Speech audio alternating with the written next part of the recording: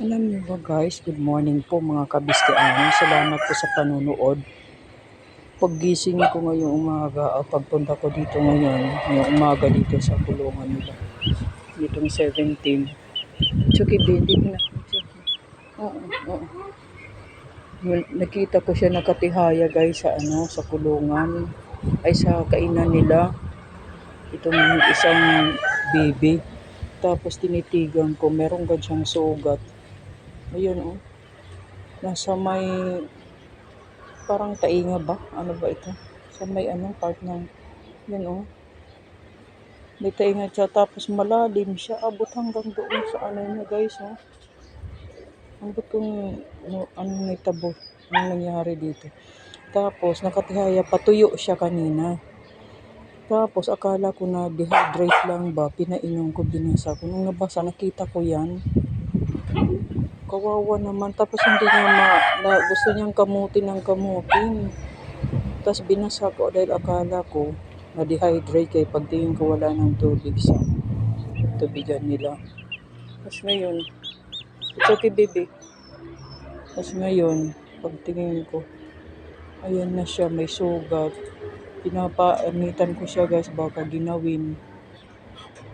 Kay, up, baby, baby. Sorry. Sorry baby, it's okay. It's okay baby. Opo. It's okay baby, it's okay.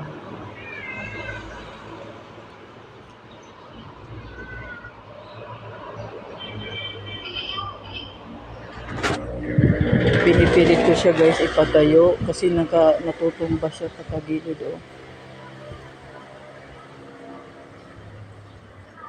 Pinaano ko siya. Sabi ko pahinga ka muna Pahinga muna baby, pahinga. Good. Tapos hindi siya makaano. Pag sabi ko close your eyes baby na, close your eyes baby, close your eyes. Baby.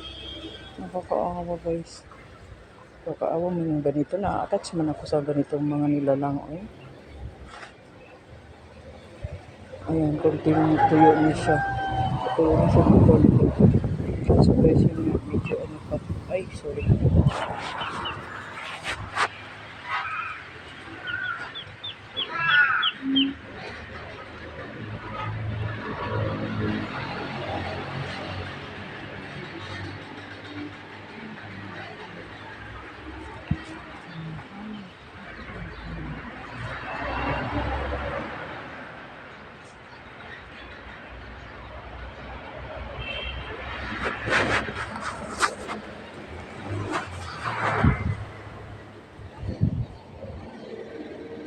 Ang tahimik siya guys pag ginaganyan ng kakuan, tapos parang nalaylay siya sa kamay ko. Na-behave siya. Pinapainitan ko muna guys kasi baka wawa naman. Nakatihaya kanina siya sa kainan nila Siguro tinuktok ba? Ang bihira. Ay naku.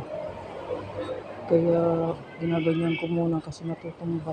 Ilalagay ko sana sa kulungan kaso baka sumabit yung paa niya. Lagyan mo pa yun ng